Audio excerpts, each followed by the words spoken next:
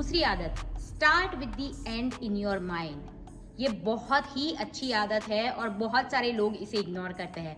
एक कॉमन सा वर्ड आपने सुना हुआ होगा, गोल एंड विजन, जो मोस्ट ऑफ द पीपल की लाइफ में नहीं होता है, बहुत ही कम लोगों की लाइफ में होता है। इसका ये मतलब है कि हम आगे बढ़ के क्या अचीव करना चाहते हैं, हमें लाइफ से क्या चाहिए या फिर हमारे करियर से क्या चाहिए, वो एंड रिजल्ट हमारे दिमाग में रेडी होना चाहिए, ताकि हम लोग रास्ता भटक ना जाए और लाइफ की जो एक्टिविटी ट्रैप है उसमें फंस ना जाए। तो एक सिंपल सा एग्जांपल मैं आपको देती हूँ कि कहीं पे आप जा रहे हो और आप किसी बिल्डिंग में, आपको 10वें माले पे जाना है एंड इमेजिन कि लिफ्ट नहीं है और आप 10 माले पे पहुंचते हो। आप धीरे धीरे धीरे सीढ़ियाँ पकड़ के पहुंच रहे हो और उसके बाद आपको पता चलता है ये तो मैंने गलत बिल्डिंग ले ली। तो उस वक्त आपकी सिचुएशन क्या होगी? हो सकता है बहुत सारी सिचुएशन हो, फ्रस्ट्रेशन हो जाए, कहीं पे जाना हो, लेट हो जाए, बट ये तभी होता है जब आपके दिमाग में क्लैरिटी नहीं होती है कि आपको कहाँ पे जाना होता है। तो इसी की वजह से हमारे दिमाग में एक ब्लूप्रिंट का होना बहुत ज़रूरी होता है। इस बुक में एक बहुत ही बढ़िया एग्जाम्पल दिया गया है कि जो कॉन्ट्रैक्टर, कारपेंटर और बिल्डर्स जो होते हैं, जब बिल्डिंग बनाते हैं तो वो लोग क्या करते हैं, सबसे पहले उनका ब्लूप्रिंट रेडी होता है कि ये बिल्डिंग ऐसी बनने वाली है। इसका मतलब ये है कि उन्होंने इमेजिन कर लिया है, उन्होंने पहले से ही वो विजुअलाइज कर लिया है कि ये हम ऐसे ही बनाने वाले हैं। तो ये चीज़ हमें लाइफ में बहुत ही हेल्पफुल होती है। So never forget to make goals and vision in your life. अब इसका दूसरा पार्ट ये है कि ये हम बनाएंगे कैसे। कई बार हम लोगों को पता भी नहीं होता है कि हमारे गोल्स क्या है या फिर हमारे विजन्स क्या है। हमें पता ही नहीं होता है कि हमें क्या बनना है। आज सिंगर बनना है, कल डांसर बनना है, थर्ड दिन को हमें पेंटर बनना है। तो हम वो कैसे डिसाइड करेंगे? तो इसके लिए डेफिनेटली आपको टाइम लगने ही वाला है। ऐसा नहीं है कि आप 1 या 2 दिन में इसको फिक्स कर दोगे कि हाँ मुझे यही चाहिए लाइफ से, राइट? ऐसा नहीं होने वाला है। लेकिन इस बुक में बहुत ही अच्छी तरह से 5 स्टेप की प्रोसेस दी गई हुई है कि आपको अपना मिशन स्टेटमेंट कैसे बनाना है और क्या क्या करना है। तो वही 5 स्टेप मैं आपको ब्रीफली समझाती हूँ और उसके ऊपर आपको थोड़ा टाइम देके अपना मिशन स्टेटमेंट बनाना है। तो यहाँ पे पहला स्टेप है कि आपको ब्रेनस्टॉर्म करना पड़ेगा। ब्रेनस्टॉर्म मतलब थोड़ा ज़्यादा सोचना पड़ेगा और उसके लिए यहाँ पे 3 क्वेश्चंस मैंने रखे हुए हैं जो आप स्लाइड में देख सकते हैं और उसी 3 क्वेश्चन पे आपको थोड़ा ब्रेनस्टॉर्म करके उसको अपनी नोट में लिखना है, ठीक है? दूसरा स्टेप है कि इसके बाद आपको रिलैक्स हो जाना है। रिलैक्स हो जाना है, take a deep breath and sit for a while. Third step में gather all your thoughts and circle your words. जो आपने थॉट्स लिए हैं उसके में जो इंपॉर्टेंट वर्ड्स है आपकी लाइफ के, वो आपको सर्कल करना है। फोर्थ स्टेप में आपको रफ ड्राफ्ट बनाना है एंड 1 वीक तक वो रफ ड्राफ्ट को किसी भी दीवार पे जहाँ पे आप हर रोज देख सके ऐसी जगह पे आपको चिपका देना है और 1 वीक तक आपको ये सिर्फ ये रफ ड्राफ्ट रखना है। उसका फाइनल वर्जन आपको अभी नहीं बनाना है। सिर्फ 1 वीक तक आपको उसी रफ ड्राफ्ट के सामने देखना है, क्योंकि ये हम लोग मॉडिफिकेशन कर रहे हैं ताकि आपका फाइनल जो ब्लूप्रिंट बने उसमें कोई मॉडिफिकेशन करने की ज़रूरत ना पड़े। तो 1 वीक तक आपको हमेशा ये रफ ड्राफ्ट के सामने देखना है और जैसे जैसे 1-2 दिन जाएंगे, 3 दिन जाएंगे, तो आपके थॉट्स थोड़े चेंज होंगे कि नहीं अब मुझे ये नहीं, मुझे ये करना है, अब मुझे ये नहीं चाहिए, इसके लिए मुझे ये करना है। तो काफ़ी सारी चीज़ें चेंज होगी और उसके बाद स्टेप 5 में आपको फाइनल वर्जन बनाना है जो अपना फाइनल मिशन स्टेटमेंट होगा, जो आप ये स्लाइड में देख सकते हो। और उसी के हिसाब से वो जो फाइनल स्टेटमेंट आपका बनेगा उसको आपको अपने टेबल पे या फिर जहाँ पे आप हर रोज़ उसे देख पाए और हर रोज़ उसे याद कर पाए ऐसी जगह पे रख देना है। तो ये 5 स्टेप की प्रोसेस है जो आपका मिशन स्टेटमेंट बनाएगा। हर रोज़ इस मिशन स्टेटमेंट को और विजन को देखना बहुत ज़रूरी है, क्योंकि जब आप ये देखते हो और आपको ये पता चलता है तब जाके आप उसके रिलेटेड के स्टेप्स ले पाओगे। वरना अगर पता है कि हमें मुंबई से दिल्ली जाना है तो ही आप मुंबई से दिल्ली का रास्ता लोगे, वरना किसी और जगह के रास्ते पे चले जाओगे, राइट? सो इसीलिए ये विजन एंड गोल्स हमारी लाइफ में, ये मिशन स्टेटमेंट जो है वो इसका काम करेगा जो आपको हर रोज़ देखना है। ये दूसरी आदत आपको हमेशा ध्यान में रखनी है कि start with the and in your mind.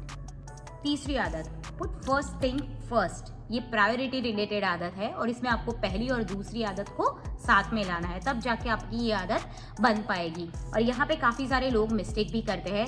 ये जो क्वाड्रेंट्स मैं आपको दिखा रही हूँ यहाँ पे स्लाइड में, वहाँ इसे ध्यान से देखना और समझने की कोशिश करना कि इसमें आपको कहाँ पे फिट होना चाहिए। काफ़ी सारे लोग हैं जिन्होंने ये बुक पढ़ी भी है लेकिन फिर भी उसको ध्यान से अप्लाई नहीं कर पाते हैं कि ये 4 क्वाड्रेंट जो है वो वहाँ पे first, second, third and fourth, उसमें फर्स्ट क्वाड्रेंट जो है जो आपको सिर्फ मैनेज करना है और वो फर्स्ट क्वाड्रेंट पे आपको फोकस नहीं करना है। आपकी प्रायोरिटीज जो होती है वो सेकेंड क्वाड्रेंट जो है उस पे होनी चाहिए, जो आपका फोकस होगा, आपकी प्रायोरिटीज होगी। फर्स्ट वाला जो है ना वो इम्पोर्टेंट इसलिए नहीं है क्योंकि वो उसमें से काफ़ी सारी चीज़ें ऐसी होगी जो आपके कंट्रोल की बाहर की होगी, तो वो इमरजेंसी वाला होगा, वहाँ पे आपको मैनेज करना ही पड़ेगा जब भी सिचुएशन अराइज होगी तो। लेकिन वो सिचुएशन अराइज ना हो उसके लिए आपको ये जो क्वाड्रेंट 2 है उस पर फोकस करना है। जब भी हम इम्पॉर्टेंट टास्क जो होते हैं उसको प्रायोरिटी नहीं देते हैं तब जाके वो अर्जेंट टास्क में आ जाता है और तब जाके वो फर्स्ट क्वाड्रेंट में आ जाता है, जो इम्पोर्टेंट और अर्जेंसी दोनों में आ जाते हैं। और इसी की वजह से उसी वक्त चाहे आपका कोई भी सिचुएशन है आपको वही सिचुएशन हैंडल करनी पड़ेगी और उसी वक्त इसको प्रायोरिटी देनी पड़ेगी। बट वो चीज़ें ना हो, वो हमारी कोशिश होनी चाहिए कि उसी की वजह से हमें क्वाड्रेंट 2 की जो चीज़ें हैं उस पे फोकस करके हम लोगों को प्रायोरिटीज देनी है। तो क्वाड्रेंट 2 में जो चीज़ें हैं वो है preparation, planning, exercises, values, prevention, relationship building. तो ये सब चीज़ों की हमारी प्रायोरिटीज होनी चाहिए, तब जाके हम मैक्सिमम क्वाड्रेंट 1 वाली जो सिचुएशन है उसको अवॉइड कर पाएंगे। और क्वाड्रेंट 3 और 4 तो आप देख ही पाओगी, वो तो काफ़ी इंपॉर्टेंट है ही नहीं, उसको तो इग्नोर ही करना चाहिए। अगर आपका फोकस या आपकी प्रायोरिटीज 3 एंड 4 क्वाड्रेंट में है तो उसको इमीडिएटली रिमूव करने की कोशिश कर दीजिए और कॉन्शियसली इसके एफर्ट स्टार्ट कर दीजिए कि आपके जो टास्क या प्रोजेक्ट्स या कुछ भी है वो उन दोनों क्वाड्रेंट में तो होने ही नहीं चाहिए।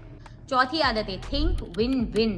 अब ये तो हम लोगों ने कभी सुना ही नहीं होगा या फिर बहुत रेयर केस में सुना होगा कि it's a win win situation, right. तो वो म्यूचुअली बेनिफिशियल सिचुएशन होती है कि जहाँ पे 2 लोग अगर साथ में है तो वो दोनों को बेनिफिट करती है। ऐसी सिचुएशंस बिजनेस में भी कई बार आपने सुना होगा कि it's a win win situation, और कई बार ऐसा भी सुना होगा कि it's a zero sum game, मतलब एक का लॉस तो दूसरे का प्रॉफिट।